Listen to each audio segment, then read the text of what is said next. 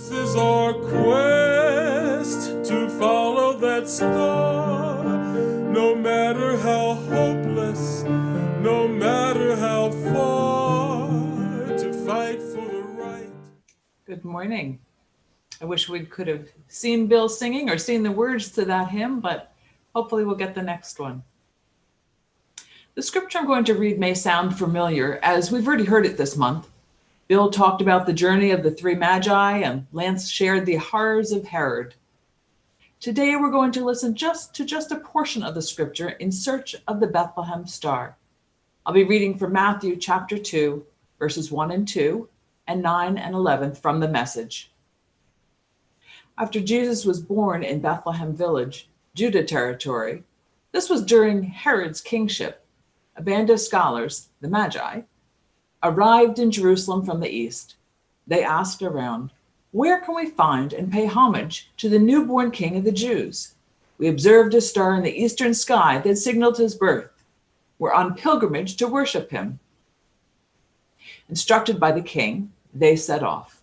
Then the star appeared again, the same star they had seen in the eastern skies. It led them on until it hovered over the place of the child. They could hardly contain themselves. They were in the right place. They had arrived at the right time. They entered the house and saw the child in the arms of Mary, his mother. Overcome, they kneeled and worshiped him. May our hearts and minds be open to this morning's scripture lesson. The star over Bethlehem and the possibilities of light as it shines in the darkness is not a traditional theme for Advent. We normally hear about hope, joy, love, and peace.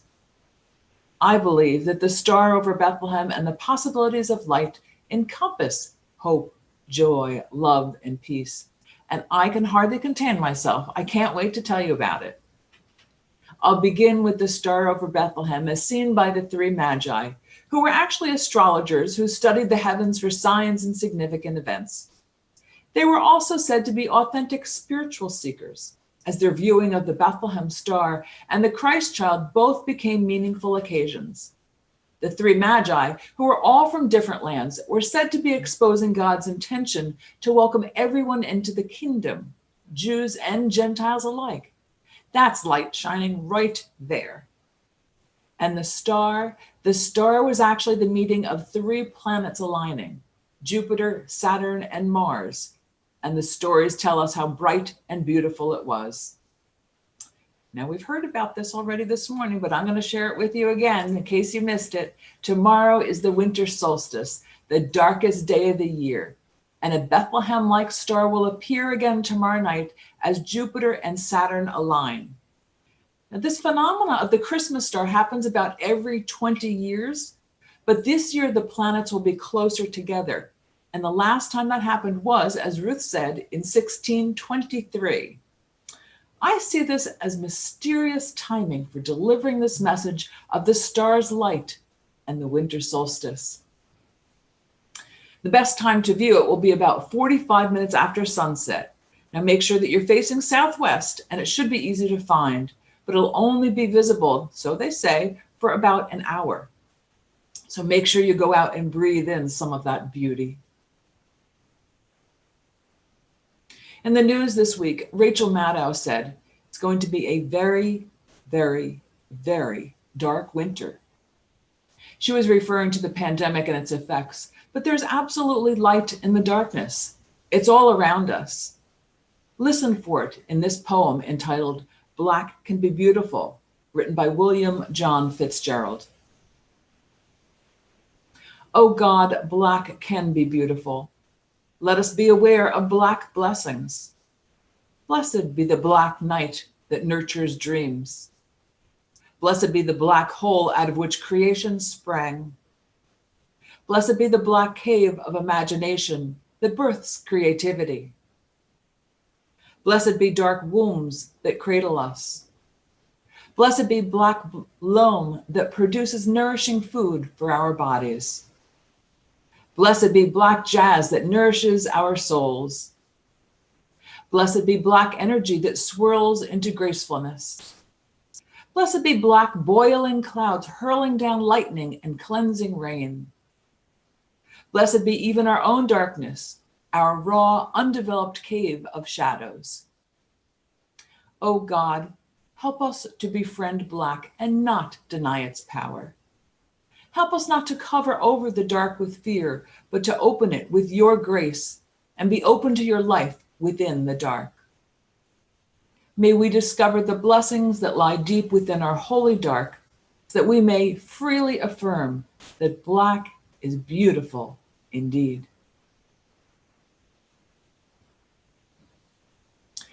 Although we want to focus on the light, there is so much darkness in our society right now. How can we live with our faith and our fear side by side? Darkness, the negativity, is motivated by fear. And we've heard a lot of rhetoric during the past several years encouraging us to stay in that darkness, to live in the fear. Well, I say no. We need to acknowledge our fear, know where it comes from, seek out the facts, move through it and back into the present moment. We all have this well of inner divinity that we can dip into and pull it up. Yes, pull it up, your inner divinity, and let it shine. I have some true confessions to you of my joy for seeking the light.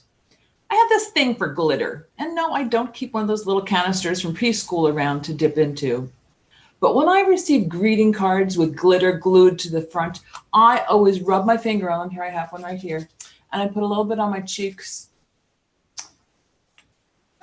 And it's kind of fun. And then you become a glittery light. And if you have family members nearby, they'll either join you or they're going to roll their eyeballs at you. I also love bright, multicolored Christmas lights. They warm my spirit, whether they're indoors or out. And then while vacuuming months after all the Christmas ornaments have returned to their boxes, and a little piece of glitter shines up from amidst the carpet fibers, it brings me joy. Now, I bet plenty of you have also played with the light of the sunshine as it comes down, and it might hit your watch or a ring, and then you can display the light across the wall. It's also fun on the airplane to watch heads look up and look around and see where the light's coming from. Now, come on, you know that some of you have done that. How about the sparkling light of ice on bare tree branches after a winter storm?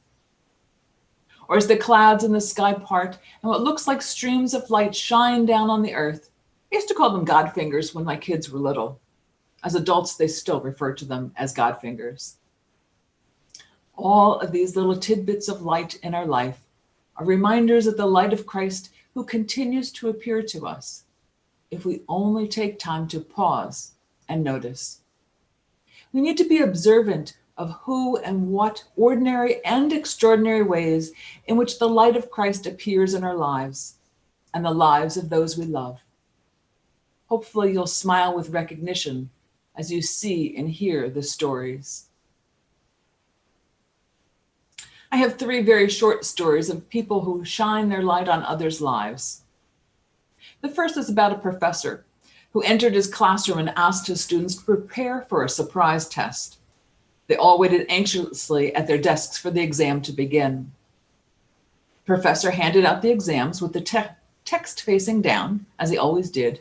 And once he handed them all out, he asked the students to turn over the papers. To everyone's surprise, there were no questions, just a black dot in the center of the paper. The professor, seeing the expression on everyone's faces, told them the following. I want you to write about what you see there. Now, the students, confused, got started on the inexplicable task. At the end of the class, the professor took all the exams and started reading each of them aloud in front of all the students. All of them, with no exception, defined the black dot, trying to explain its position in the center of the sheet. After all had been read, the classroom silent, the professor started to explain. I'm not going to grade you on this. I just wanted to give you something to think about. No one wrote about the white part of the paper. Everyone focused on the black dot, and the same thing happens in our lives. However, we insist on focusing only on the black dot. The health issues that bother us, the lack of money, the complicated relationship with the family member, the disappointment with the friend. The dark spots are very small when compared to everything we have in our lives, but they are the ones that pollute our minds. They take your eyes away from black dots in your lives. Each one of your blessings, each moment that life gives you, be happy and live a life filled with love. That professor was indeed shining light in the darkness. I was listening to a podcast the other day and heard about Dr. Kizzy Corbett. She's an African-American scientist who is right at the forefront of the development of the COVID-19 vaccine. She and her team have been working on pandemic viruses since 2015. They said that she, now I don't know whether that means her team, but she holds the patent for 5 out of 6 of the vaccines, which are now being tested and produced. Now that's light out of the darkness, and I think it's pretty awesome. I read another short story about a gentleman who was walking in the east end of the city of Glasgow. Now the streets were so narrow and the houses so high that little direct sunlight ever reached the houses on one side. The gentleman noticed a ragged, barefooted boy trying with a small piece of mirror to catch the sun's rays and direct them to a certain spot on one of the houses opposite. He became interested in the boy's earnest efforts. "What are you trying to do, laddie?" he asked. The little boy said, "Do you see that window up there? Well, my wee brother had an accident 2 years ago and is always lying on his back in that yonder room. And it's on the wrong side to get the sunshine, so I always try to catch the light in this wee glass and shine it into his room." That's love and light shining into someone's dark world. As delightful as these stories are, this has been a year of loss for so many. There's so much pain and grief we all seem to be holding on to right now. Between Thanksgiving and Christmas, social distancing and not celebrating with relatives, it's hit us that we are also losing our family traditions and even church celebrations. There's great sadness there. And the prayer is only for just this 1 year. I encourage you to find joy in the story you're living right now. You don't have to wait.